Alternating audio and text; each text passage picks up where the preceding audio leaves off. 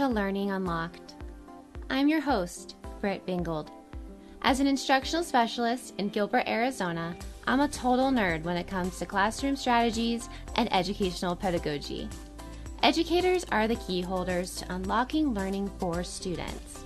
So today, as always, my goal is to provide you with resources and tools, the keys, to enable and accelerate learning for all students. Thanks for joining me today. Let's get started.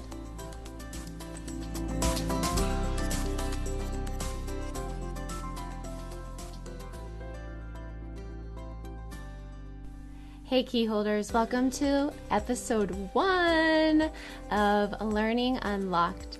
I am so thrilled. I am smiling from ear to ear, tears in my eyes. I'm like, holy crap, I'm a podcasting host. Like, what has happened? This has been a dream of mine that is now realized through our professional growth department at Gilbert Public Schools, that I get to interview just super smart, compassionate educators throughout our district who are doing wonderful things with their kids, and being able to just deliver that information to other teachers via a podcast is just my dream. So thank you so much if you are joining me today on episode 1. I just appreciate you. Before we start today, though, I want to make a quick announcement that if you are listening as a Gilbert Public Schools educator and you wish to receive some PD credit for this, you can get some recertification credit for an hour. Visit our digital PD page in the Employee Hub, and they'll get you some more information on that. So, episode 1, today we are talking about using small group feedback in the classroom and how do we leverage that effectively and efficiently to get the most out of the strategy for student learning. You know, feedback itself is a effect size, according to John Hattie, of 0.64. It has risen over formative assessment, which has been kind of a shift. And so I think it's really great to talk about not only feedback, you know, as a general whole class situation, but especially small group feedback, because I think small group feedback is even a higher effect size. I mean, he doesn't necessarily have that pinpointed down, but if you're getting more of that one-on-one conversation with kids, I think you're going to get a lot more bang for your buck with your students, and developing those relationships and doing feedback with them. Today I am joined by, I don't even know how to describe our relationship without even tearing up, but she is the most amazing educator I think I know. I mean, she is in her 35th year in education. She's a 4th generation Arizona teacher, and she has this heart of gold, and she is warm and loving, but she is also vulnerable and authentic. And I think the last few years being able to work with her have really blessed my life. So today my interview about small group feedback is with Miss Wendy S. Peterson, and she has for the last 9 years focused specifically on professional growth and development. And we share an office together at the district, and we are both instructional specialists. And I hope you guys enjoy the interview on small group feedback and you have a lot of takeaways to your classroom, because it was a joy to have her on for my first episode of Learning Unlocked. Enjoy the interview.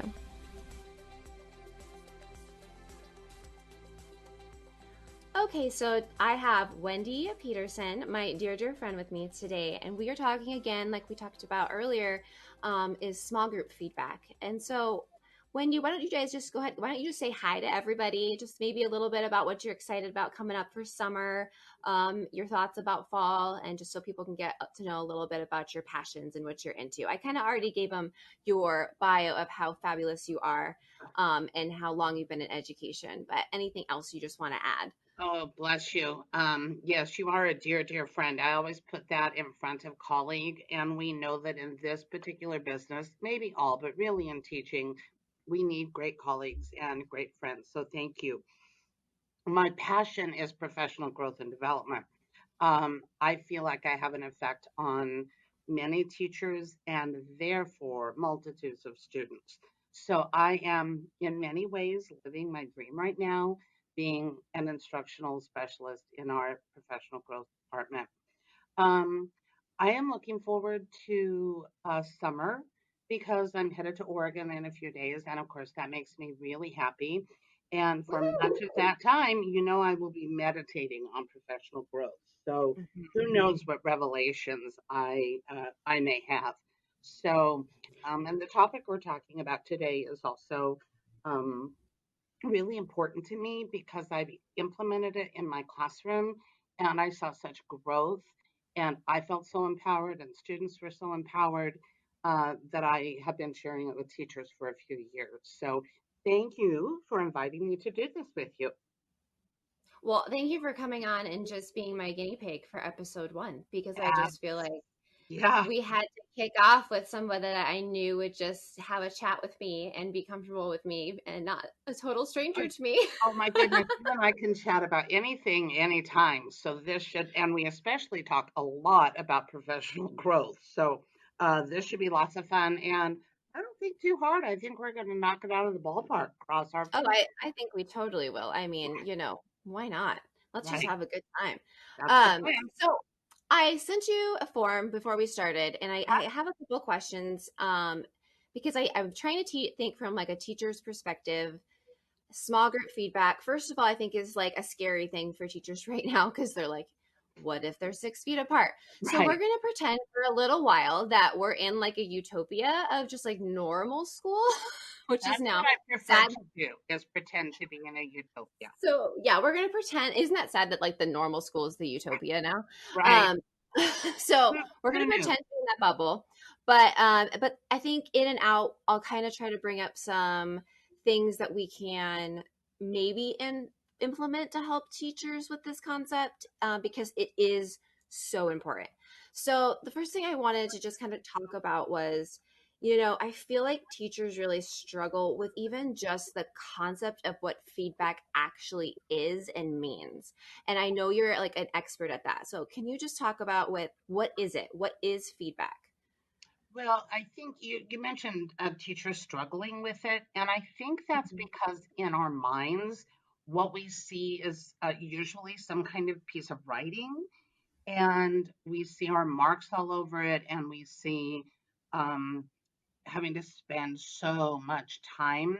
I know that years ago, I could grade papers 48 hours straight over the weekend and still not be done. And so when we think of feedback, I think we think of writing on kids' paper. And I think Yeah. we definitely need to move away from that. We have to be really careful too, because a lot of times we do things like great or good job or nice work. And that isn't feedback either. That doesn't tell students what they need to know. The other issue that I see, Britt, is that teachers try to give feedback on too large of a chunk of learning, which becomes Yes. overwhelming not only for the teacher, but for students too. And so I think that's a struggle. And for some reason, teachers haven't wrapped their brain around providing feedback in small chunks. It needs to be prescriptive. It needs to tell students what they're going to do next. And I think sometimes teachers don't know what they want students to do next. And so getting that clear picture in the teacher's mind and then communicating that picture to the students, it really has to come first before we even begin thinking about feedback. I I when you said chunking the feedback, like you just reminded me of my last 2 years. And this is like I was teaching for a long time, not a long time, but I mean, so my last 2 years were my 10th and 11th year, and all of a sudden I realized, oh, like I just need to focus on like concrete examples right now. Like, even Right. though their punctuation is whatever, Right. Right. I like if I try to do it all, it's too overwhelming for me Right. and it's too overwhelming for them. But if I do just this feedback on this chunk that I was trying to teach as an English teacher, okay, we're going to do concrete examples, or hey, I wrote topic sentences. It was so much more impactful because then they were able to apply it right away and see it, how it changed their work, Right.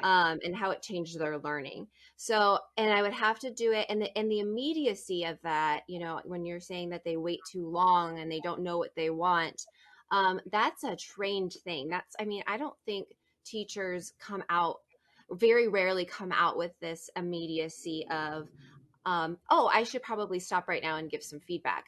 I think they're so focused on their lesson plan sometime and covering things that they're Oh, afraid to stop, right? They're afraid to do that. Oh, wait a minute. Hold on. Everybody stop right now.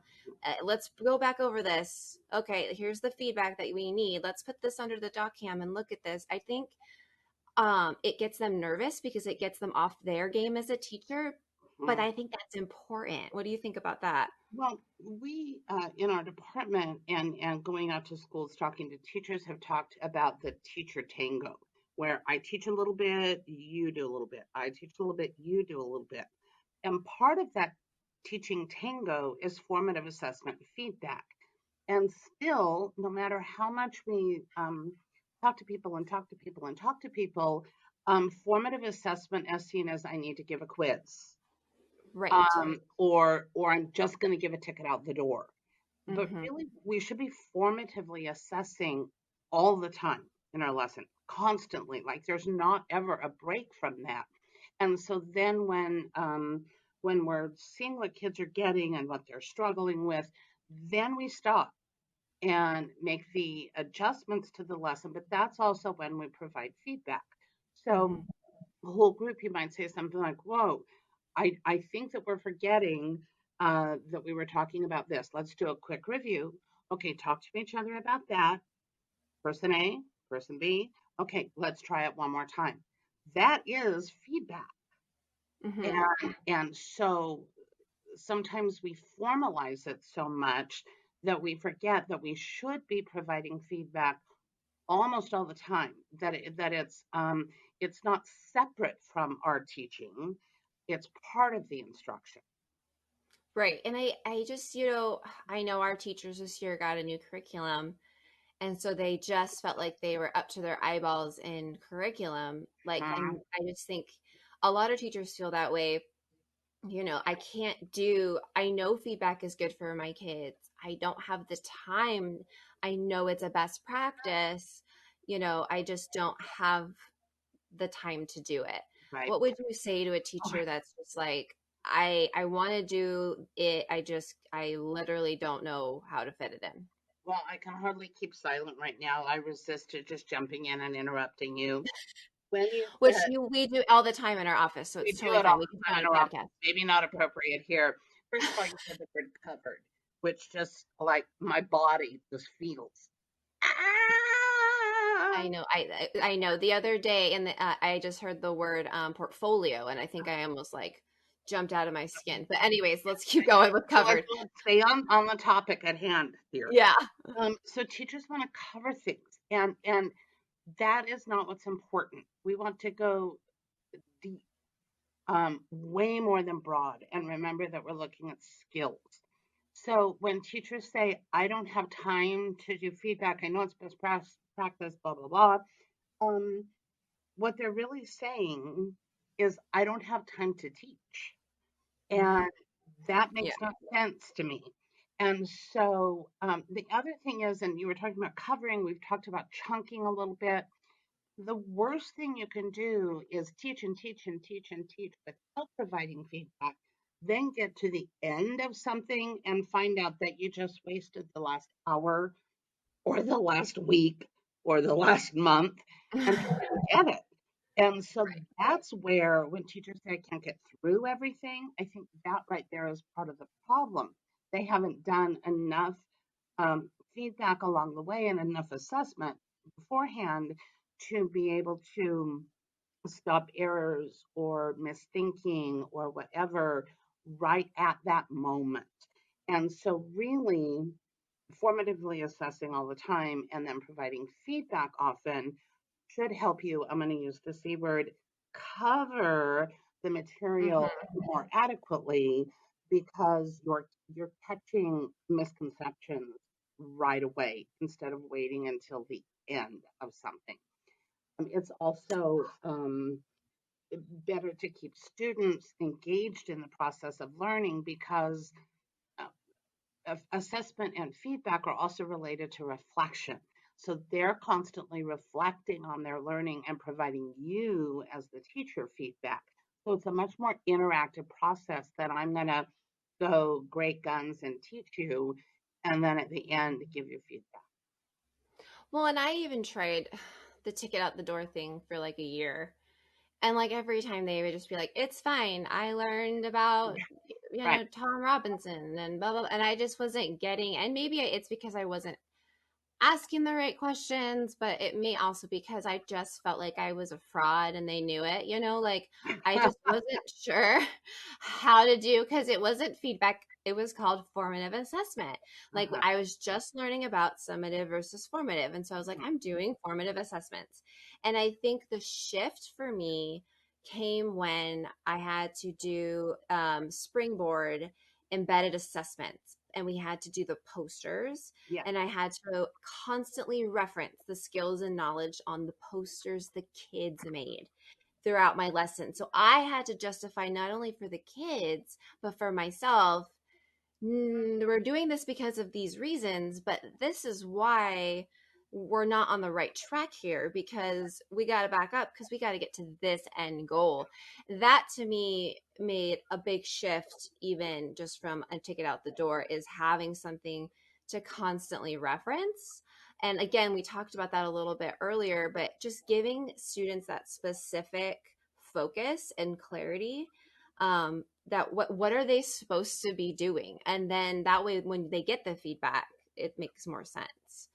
Correct. So when you talk about that embedded assessment, and sometimes things are that's referred to as a performance assessment, or there are Right, all kinds of things to call it. But, but a good it's analogy. basically not a multiple choice test, people. Oh, We're not you know talking what? about a multiple choice. I was the queen of 100 question Scantron tests. If I were still in the classroom, I wouldn't use multiple choice questions at all, ever. I'm not saying you can't. I'm just saying I personally would not. I Um, wouldn't either. I right. didn't my Good. last few, I did not my last few years, right. Right. Hmm. But one of the things, and maybe it's because I have a trip coming up, but an analogy that came to me is if I'm on a trip, I'm driving my car, I'm on a trip, and I start going to some place I've never been before, and I get all the way to where I think I'm supposed to go 2 hours later, but it's the wrong place. I wish I'd had immediate feedback. So I think about the GPS on my phone. If I turn right and she meant for me to turn left, she's going to tell me right away. She's I not going to love this wait, analogy. right? She's not going to Did wait you just come until, up with this? yes, yes, I I love did. you. See, I love you. This is why I told everyone you were so brilliant at the beginning because Oh, I this can't, is amazing. This is perfect. Yes, keep going. I love it. right, Keep going with the I analogy. can't wait to hear how you introduced me. But no, if you think about that immediate feedback from my phone saying, "Make a U-turn now because you messed up," um, you have to have that immediate feedback. The other thing, while we're on the topic, I think it's still on topic. Um, Coaches give really good immediate feedback. Um, so do performance teachers like music Hmm. and art Yes. teachers. And so I think if we start thinking about ourselves more along those lines, Uh-huh. uh, Creative, more better. physical. Hmm. Right. Yep. And the other thing that I do in one of my feedback classes is I ask for a volunteer and I give them a little ball, like a Nerf ball, and I put a little trash can for them to try to get the ball in the trash can. But I blindfold them. And Mm. So they try it blindfolded, and then I give them specific feedback. You need to be a little bit more to the right, or you threw too hard, try a softer touch. So we keep doing that, even though they have the blindfold on. Almost always, very few exceptions, within 3 times the person can make the basket with the blindfold on because of the specific feedback that I've given them immediately.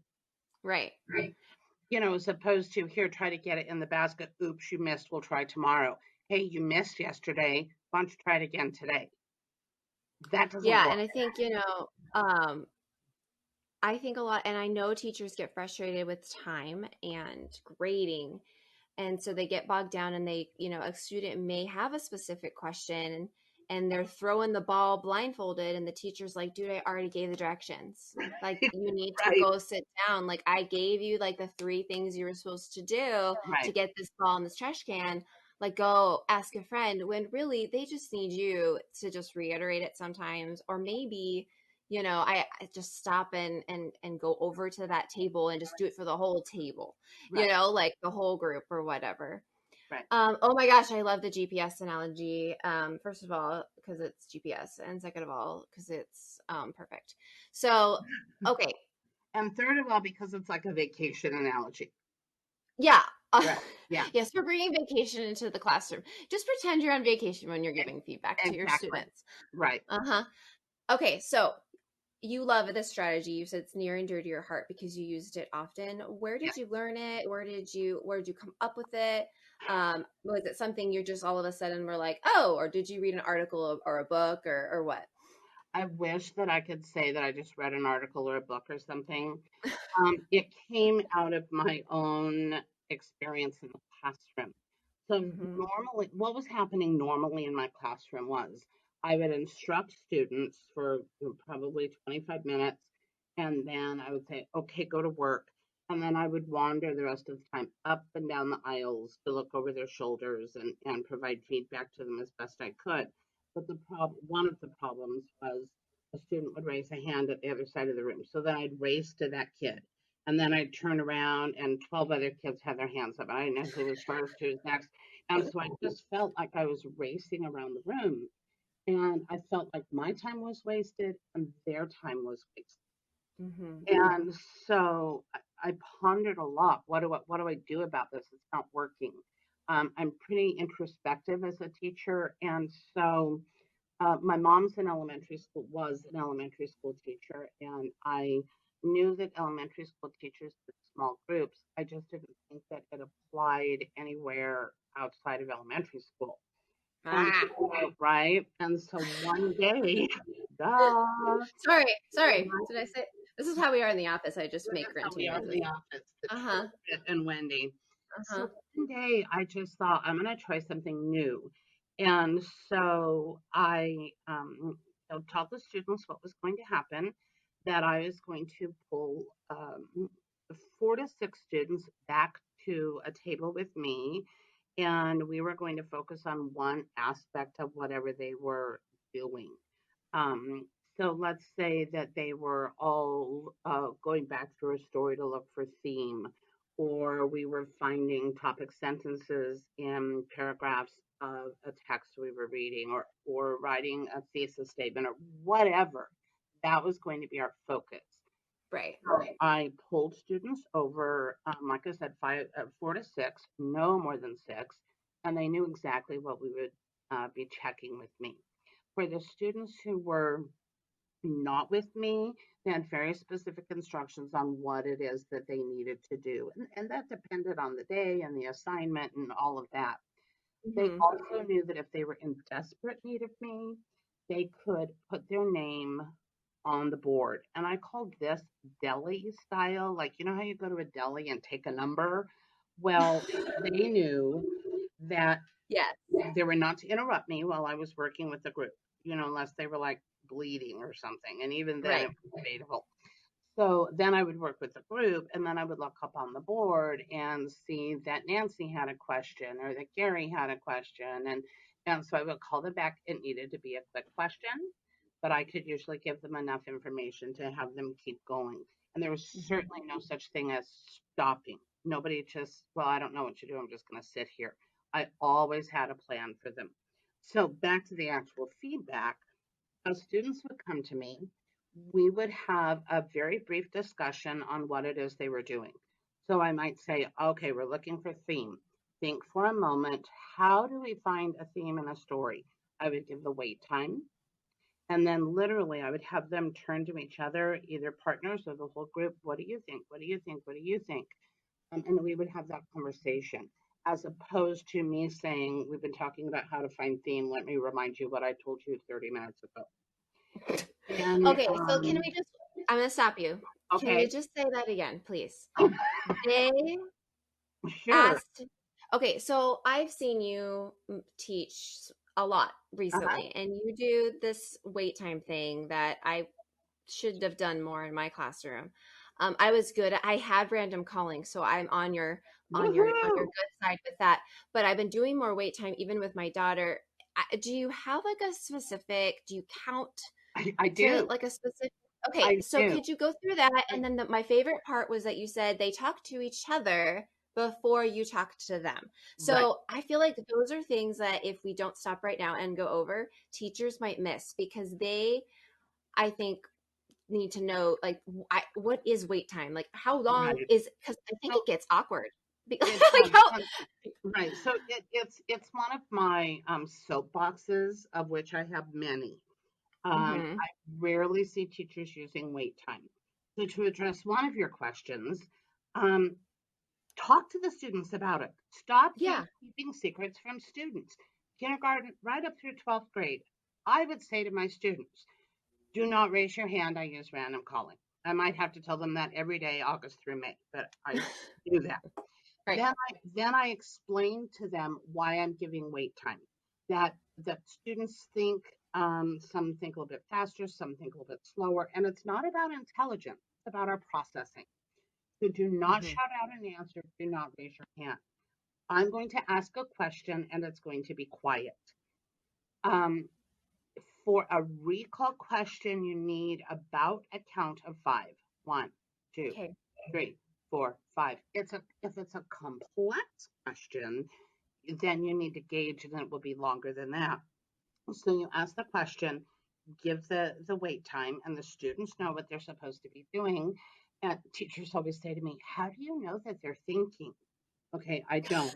Even though I do have many special powers, I don't know. However, if they know that they could be called on, most of them are going to try to form an answer. And this isn't about a gotcha. This isn't about, I'm going to no, try to figure out who's not paying attention. It's right, about giving them the quality time to think. And I believe that all of you are brilliant and smart and paying attention. And therefore, I hold all of you accountable for the learning. More often, in my last couple of years in the classroom, they also had talk time prior right, to eliciting answers. So a turn to a partner or talk with your group or something like that.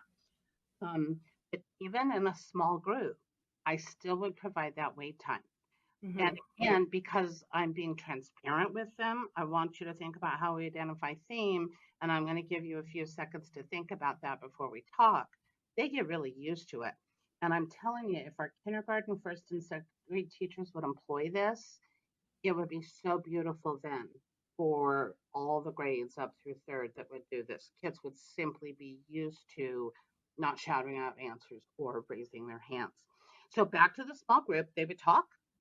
However, I wanted them to either as a full group or with a partner there. I would do a whisper with them. Then they hmm come back and talk and clarify for each other. And then if I need to, I can clarify. But see, I already know how to find the theme in a story. So I don't need to tell it again. The students need to tell it. The students need to tell me what a thesis is, or the students need to tell me how you multiply fractions, or the students need to tell me what the scientific process is. They then can correct and give that feedback to each other, but that in turn is giving me feedback that allows me to see where they are and to move on. and Then, you might be able to, oh sorry, go ahead. oh no, I'm so, go. we're so bad at this. Okay, so I'm thinking, even, you know, you said that some teachers say, how do you know if they're actually thinking? And one super fast way to do that is give them a whiteboard and make them write it down. Absolutely.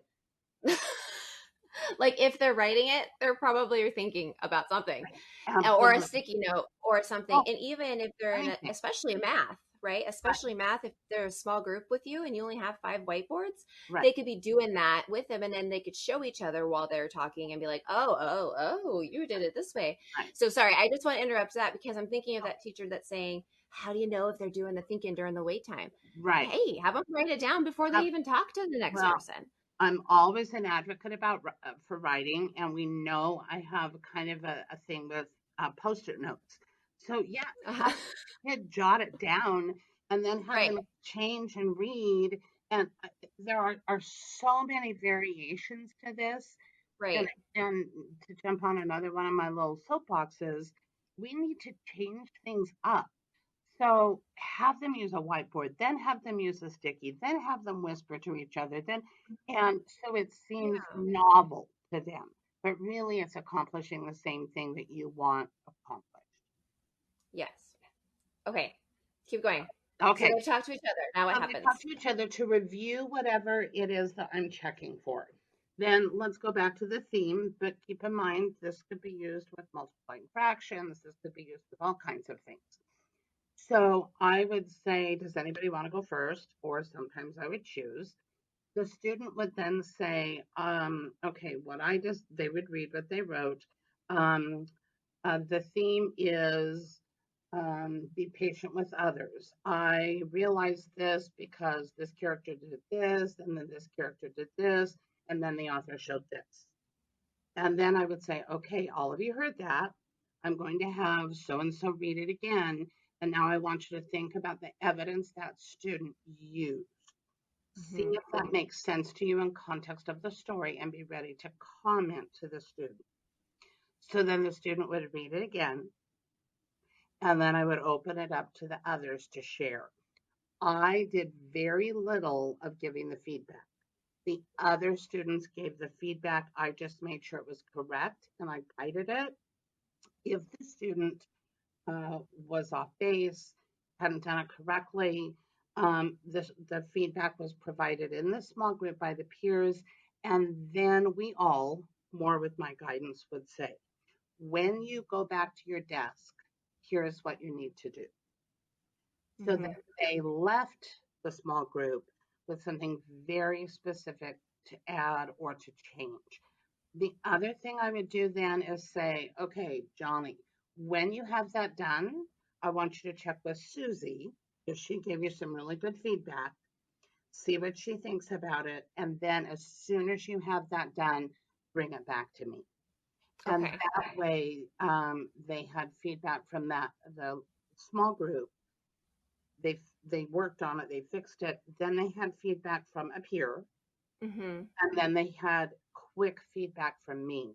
And I would just keep next to me a running list. I just had my roster printed out, and I just did a simple check, check plus, check minus, not for grades, but so that I knew who really had it, who mostly had it, and who was still Hmm. struggling with it. And then that Right. allowed me to recheck with those students if I needed to Yeah, or regroup them later on, maybe later. differently a different Right. day or It something. was, Okay. I did not call the same students back in the same groups every time at all. I wanted them Right. to experience different. Perfect. So here's what I'm imagining. I'm imagining because you're wonderful and your tone is just so soothing, and these kids are having these really deep conversations. And in the background, like 4 kids are building a desk fort, or little Susie's over here painting her nails. Okay, this is the fear I think of most teachers is like, I've given them something to do. And as soon as I start having these really awesome conversations, I can't get through them because I'm constantly like, Johnny, stop jumping on the chair, blah, blah, blah. Like, so I think there's like an opportunity here for us to talk about some station work or some learning experience work that I know Julia does. and maybe a rotation of some type, maybe that is going on that has nothing to really do with you. But you know what I'm saying? Like they need to have not just busy work, right? Like we've talked a Oh, lot about this. Like, oh, so can we talk about this? As I can just imagine like teachers listening to you and thinking, I would love to do small group feedback with my kids, but I know I have 5 students in mind that this would be insanity in my classroom. right. Can you talk a little bit about that for me? Absolutely. And first, let me be really clear that my students were not just out there busily working like bees in Disneyland. I often did have to redirect students. Right. And this is too big of a question for this podcast. So I will give what I hope is the Reader's Digest answer. I'm so sorry. Yes, Well, because it's really about management and it's about it how you is. set the tone from the beginning. It is. So Yes. there's a term called warm demander, which means that the students know that you love them to pieces, but do Mm-hmm. not mess with me. And so I was a warm demander in my classroom. So from the very beginning, the first day of school, they knew that I meant business. I loved them. We could have fun, we could laugh, but I was the teacher and we were there to learn together. And so they needed not to mess with me. Now, keep in mind what I said a moment ago. You know, there were kids who messed with me. Hello. Oh, Right? hello. None But of us were like these, none of us had angelic classes for the no. last few years. Oh, no. No. You should do a podcast on all the fun stories of my 35 years in teaching and naughty children. Oh, people But probably love it. They'd be like laughing so hard and be like, I relate, I get it. make that note. So you talked about stations. Students could absolutely be in a kind of station rotation. So that this group is working here on one thing, and another group's working here, and another group is at their desks working. All of that is a beautiful thing. Takes a Hmm. lot of pre-planning, a lot of the teacher knowing ahead of time and anticipating what's going to happen in the classroom. Right. But it's a beautiful thing when it works. The other thing you mentioned a word um, almost as bad, maybe worse than covering, and that was busy work. Uh-huh. So when I like to, I'm trying to hit all your soapbox I words so get that all my everybody just knows. great, well, here we go, because this is another one. There is no time or place for busy work. Stop. Do not give it. If you're just giving students work to occupy them, you are wasting valuable time. And so sometimes when I go into classes, and I want to be positive more than negative, but I'm just going to lay it all out there. The teacher's working with a small group, and the students who are not with him or her are off doing, um, I'm sorry, stupid stuff. Oh, And like building forts, because I've had that right, happen. right. Yeah. Well, and sometimes it's the teacher's given them a worksheet or a packet or something. Oh, And just even just like, yeah, uh, something that just is very remote, like right, recall. I Uh-huh. just want to keep you quiet and busy. Do these 1,000 pages before the period ends. And and so it's wasted instructional time. Hmm. It is not purposeful, it's not meeting the standards. It's just I want to keep you quiet while I'm working with these 5 kids. The problem is that if you're keeping the kids in a small group with you for 5 or 10 minutes, which by the way is what I recommend. This is not a 30-minute process of sitting back with Miss Peterson. This is fast. We are moving. Um, Hmm. if students are only with you for 5 or 10 minutes and the rest of the time they're supposed to be doing something else, that's probably another 40 or 50 minutes. If it's Hmm. work, that's 40 or 50 minutes of wasted instructional time almost every day. Amen, That, girl. that is not okay. I really Hmm. believe if I were in charge of the world and if we could help teachers master this, that it could change education. And while I'm thinking about it, the other thing that concerns me when I see teachers using small groups is they have their 4, 5, 6 kids back with them, but they're interacting only with one child at a time while the other students in the small group are sitting and waiting for their turn. Mm. That Yeah. is a huge waste of time, which is why I ask the questions and have them think and have them provide the feedback as opposed to me. Right. Otherwise, And that takes some training. They're not used to, they always want to talk to you, and you right, have to get them really used to talking to each other. to each other. And it doesn't mean that I'm not interacting because they do want that time with the teacher. Right. I'm interacting with them, but I'm guiding them in such a way that they're doing the teaching and providing the feedback. So, really, if you're already doing what you think is small group feedback, step away a bit and ask yourself, what are the other students in my small group doing while I'm talking to Johnny? They Nice. should be Yeah. listening and getting ready to provide feedback to Johnny too. Otherwise, again, those are wasted in instructional minutes. If you're going to do that, you may as well just have them come back one at a time. Oh, and heaven forbid they be chatting with next to their partner while Johnny is speaking. Because Correct. I've seen that too. Yeah. Not even listening to Johnny, Right. Right. and then that one person who's going, Susie is just like, wow, they don't even care like what I'm talking about. Correct. Something that just popped into my mind, we've been doing learning playlists was kind of the way we rolled out the remote learning playlist during this pandemic. Yeah. And the other students could be, if they needed to be separated out from each other in a room, they could be working on a learning playlist that could be introducing a unit, that could be in the middle of a unit, that's digging into some more research, maybe it's wrapping up a unit. I don't know, wherever it fits, but Right. you are obviously, that's still direct instruction. You've created that for them. You maybe have a screencast they watch, and maybe they watch a video, and then maybe they do some type of practice it. So that way they can pause in the middle of that learning playlist, come get feedback, but then go immediately back to that. And that would hold all of those kids accountable, and still being really familiar with, that's a learning playlist. Hey, if we go remote, that's the kind of thing I would do when I'm at home.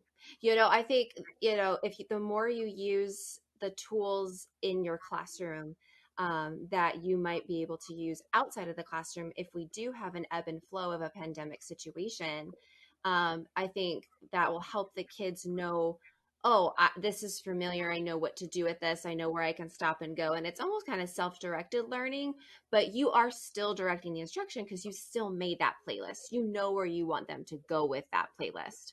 And that way they can go back to their seat, stop, correct with whatever they just came from you. And they're like, okay, I'm going to correct blah, blah, blah, blah, blah before I move on. They do it, they save it, and then they can immediately go back and keep working on their playlist. And I think that might be something that would be a good meshing of like some tech, and separation when you do have kids that are a little bit closer to you, and getting some feedback. Amen, sister. So one of the myths that we have to get out of our head is that we're only teaching when we are standing in front of kids.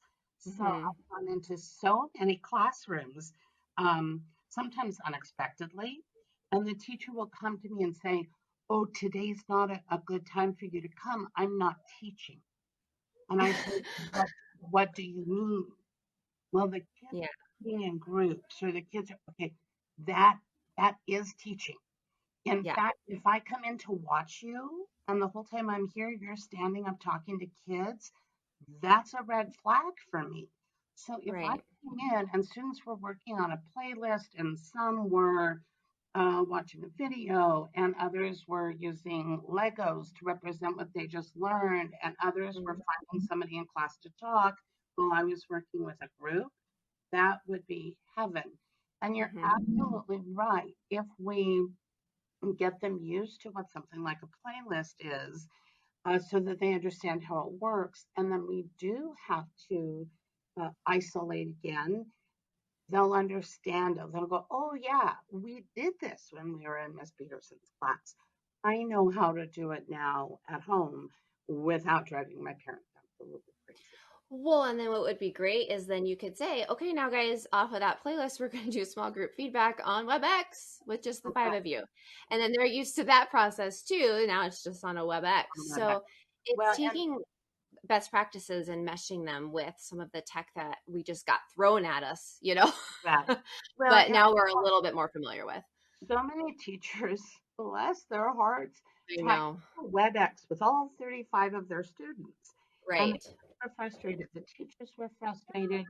And so I suggested, why don't you just pull in to the WebEx 4, 5, 6 kids with a particular focus? So they're coming to you with some kind of product or work. And if you've done that in class, then Britt, you're absolutely right. You had to do Mhm. it remotely, students would just be like, well, yeah, we did this in class. Now we're doing it on the computer. No big deal. Yeah, I think that's great. And I think so they don't have to rotate. I mean, I think there's a bunch of different ways you can do this. But I want teachers to realize, like anytime I did a station rotation, I made those directions. I put those materials out. I had that sort going. It was still me directing the instruction. I maybe gave them some directions at the beginning, like, hey, here's what we're doing. But like by the end, they were like, they learned more from just doing that. And it stuck with them because it wasn't just me droning on for 30 minutes about the topics. Yes, does it take some more prep work? Absolutely. But if we use our data teams effectively, and somebody's making the sort and somebody's making the online screencastify, and we kind of put all that stuff together, it can be this hybrid of remote and hands-on within a face-to-face setting, I think, Right. Well, the while other you pull thing, kids. when you were talking about data teams and dividing and conquering and all of that, um, another thing that I see is that teachers think a lesson has to be a period or their ELA Mm, block or their math block. right.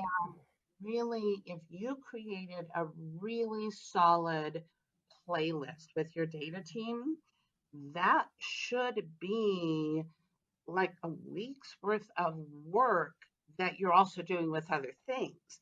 So it's Hmm. not like, oh my gosh, I have to create a playlist for every single day. That's 5 this week and I can't. No, No. stop.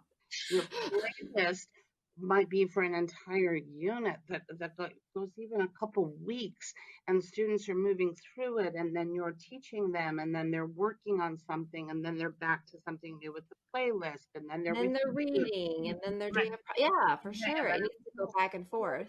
a little bit for a while, and then that ideally is what the classroom should look like.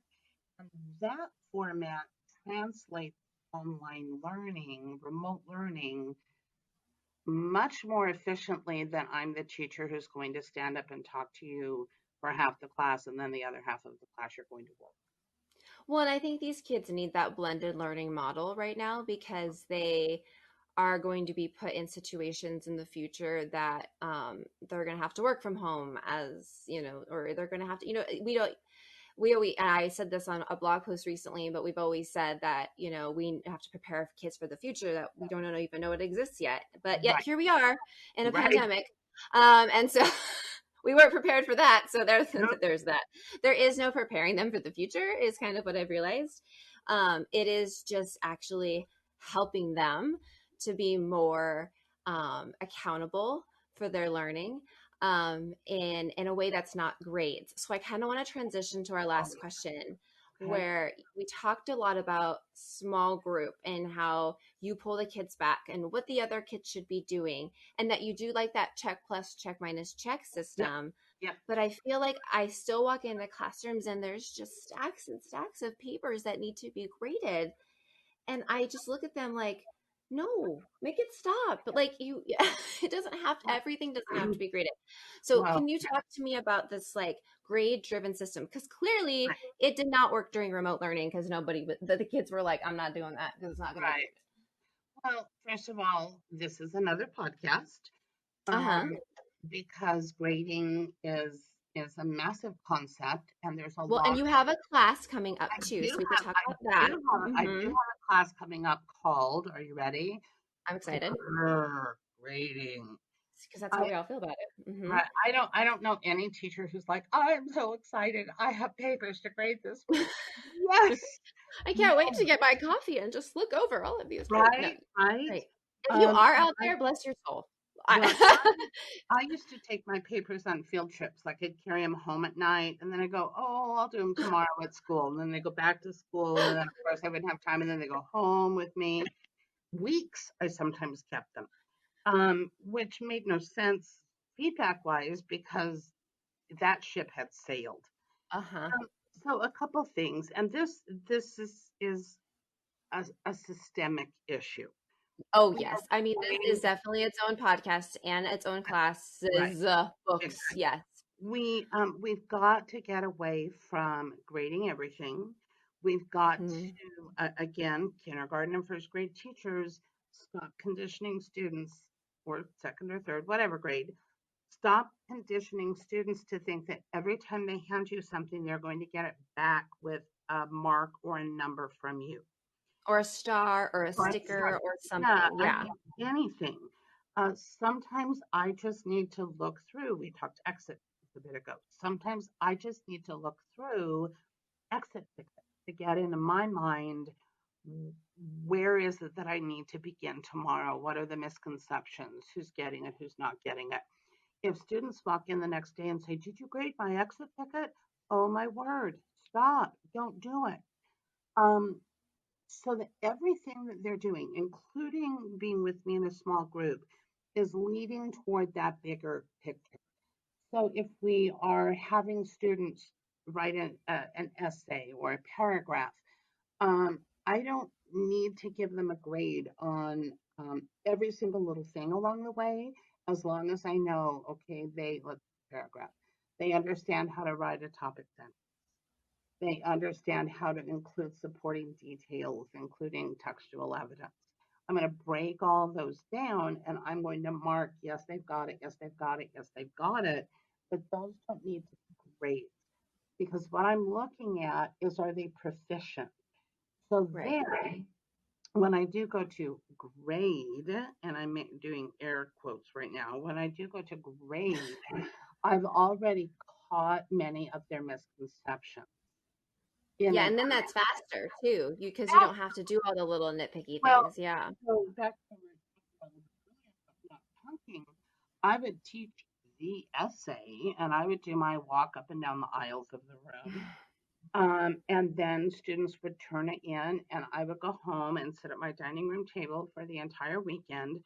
And I would take a look at the first essay and say, well, clearly this kid was not paying attention, and red mark it.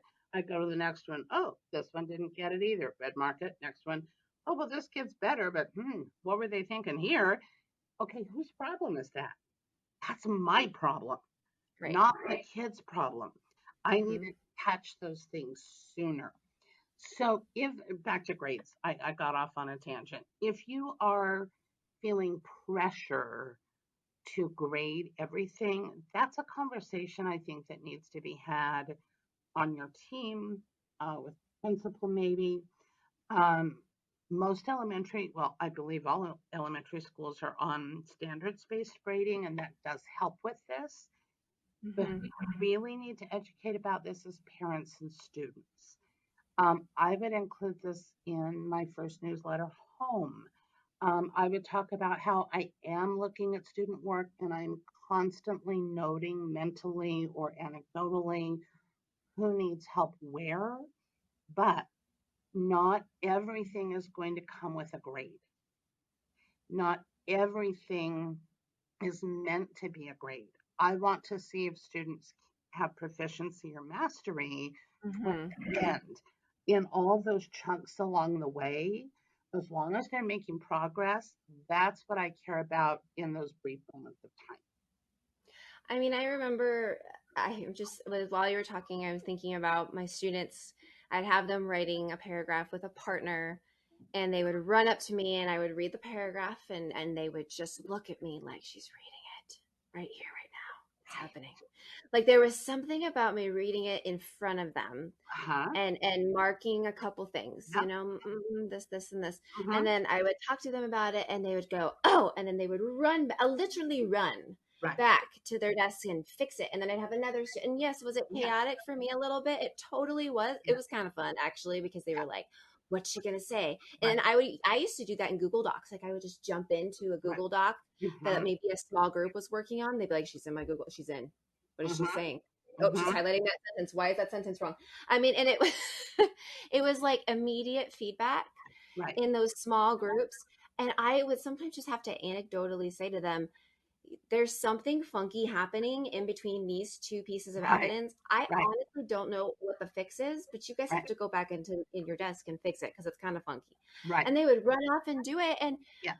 I would get essays at the end, and teachers would be so furious that I would fly through grading them. They were like, there's no way you graded all of your essays by now. And I said, well, no, I mean, I've given them so much feedback. Right. I know. I mean, they're great. They did a great Right. job because they listened and they've honed their skill and they learned. And, And and so they're, yeah, they made immediate changes. right. Immediate. And So that they were excited about. Like, right. I kind of made it as like a, and I would really like make my faces, like the Right. teacher faces, like, Oh yeah.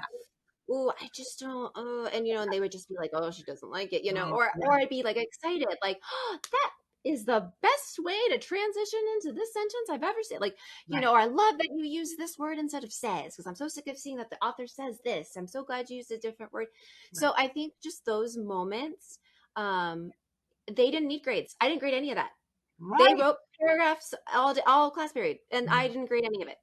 It Kids was a do lot for me that great. taxing in my brain, but it Yeah. wasn't taxing as far as me sitting down with a stack of papers. And I would Correct. much rather have those little mini conversations and Yes. be kind of dead by the end of the day a Right. little bit. But it felt like it was in a more of a fulfilling way, I guess, because Right. I felt like they heard me. Right. Well, and so I know you're kind of more the interviewer here, but I'm going to turn the tables and ask you a question. Okay. In the olden days, and maybe you're too young and you didn't do this, so you can pretend it's me. So I'd take Okay. that stack of papers home and I would red mark them and I'd fix the commas and the capitals and I'd draw Mhm. arrows and I'd write AWK for awkward. What does that really mean? And then I would hand the papers back to the students. What did the students do with them? First of all, they looked at the grade at the top, and Right. second of all, they threw them in their Yep. cycle bin on the way out. Yep. Okay. Ding, ding, ding, ding, ding. So I And I had did that my first 3 years teaching, and I realized, what am I what? doing? Like I was spending my entire weekend and evenings, and I saw them even when okay, so even when I would say put them in your portfolio, Uh-huh. so they That's looked at the grade and then they put it in there. It was done, it was and dead. it was it had died for them. Whereas Uh-huh. the way you talked about doing it, like with Google Docs and such, it's a living, breathing thing still. Oh, and One, with Google Docs, it was wonderful because then they would copy paste certain parts right, into maybe a group essay or another, some piece of writing that they really liked. Oh, I liked the way she said that. I'll just kind of, and everyone's like, well, that's cheating, blah, blah, blah. No, that's learning. no, That's modeling. That's, right. mentoring each other. And that just, I mean, blew them away that I could get through essays that fast. And it Right, was because I gave them immediate feedback all of the time. Okay, right. we're And, running out of and time. but really, I can see we've been talking for like 12 Well, hours or something. I already knew that this one was going to be like the longest one. So all the listeners have to know that the rest of them I'm keeping to 45 minutes, but Wendy and I just can't. Okay. Right. So Yeah. I'm sorry. This is going The to be last, a podcast that you have to like go on a vacation or take a weekend away to listen yeah, to. or this is like maybe your drive to work and then your drive home because Right. like it's not going to be just your drive to work, but anytime you see that Wendy Peterson is on as a guest, you just have to roll with it. Are So, you saying I okay. talk a lot? One thing, I'm a first year teacher, I'm a second year teacher. I want to do small group feedback. Give me one thing that they could totally mess up on that you want to make sure that they don't mess it up. Go. This is your moment. Turn your back on the rest of the class. Make sure Okay. you can see the rest of the class and what they're doing. I have seen this. I'm like, no, I don't care what grade they're in. You do not turn your back on them. So, however it is that you're meeting with a small group, you can see the entire class and you have the with itness to know what they're all doing out there. Do not turn your back on the class. Second thing, get really good at simply saying a student's name to redirect. So if Britt was just horsing around out there, all I would need to say to her is Brittany, and then I could go back to the small group, and Britt knew exactly what my saying her name meant. I taught my Mm-hmm. students that if I say your name, figure out what it is that you're doing that's making me unhappy and fix it. Now, I love it. All right. right? If our teachers want to learn more from you, hear from you, where can they find you? Well, first of all, I'm really easy to find. I give all teachers my cell number, so they can always text. They can always email me at wendy.peterson@gilbertschools.net. Hmm. I'm on social media on our professional growth page. I also have my own Facebook page called Inspiring Instruction and on my personal Facebook page. And I encourage teachers to reach out to me. I tell them it does not have to be Monday through Friday, 8 to 4. If on a Thursday evening or a Saturday morning you think, oh, what did Wendy say about that? You just shoot me a quick email or a quick text. And if I am available, I will get right back to you on that.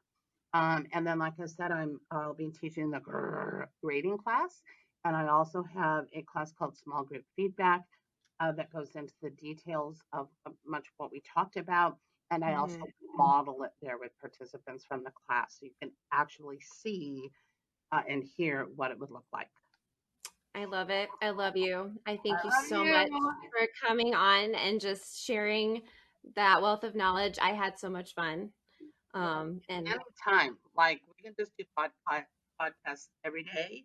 Um, that would be awesome. yeah, well, I don't know if I can do that. Maybe once a week. We'll see. We're working for like once every 2 weeks. We'll see how our schedule is because you know how we get picked up in these principals just one and son, and We we love going. So We love going uh, and we're we really do. busy. But you and I and Julia are Mhm. always talking professional growth and ideas anyway. We may as well record it and put it out for the world to hear because we're killing several birds with one stone. That's what we were thinking. So, all right, Wendy, thank you so much for being on. I love Oh, you thank you. and Love you have too. fun in Oregon. Oh, hey, no worries. I will be walking the beach every single morning and every single night. Fabulous. All Hey, right, thank you thank so you much. so much. Love you, teachers.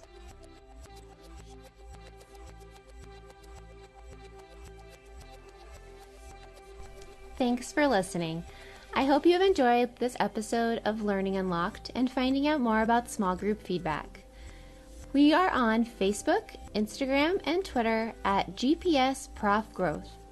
That's at GPS PROF GROTH. For the show notes from this episode, please visit our YouTube channel at tinyurl.com/PGD YouTube and select Playlists. If you have time to write us a review on Apple Podcasts, we would so appreciate it. The more reviews and ratings we get, the more educators will see our podcast. So if you like what you're hearing and you think others would too, please head over and provide us a review. I would love to read them. Thanks again for listening and have a wonderful day.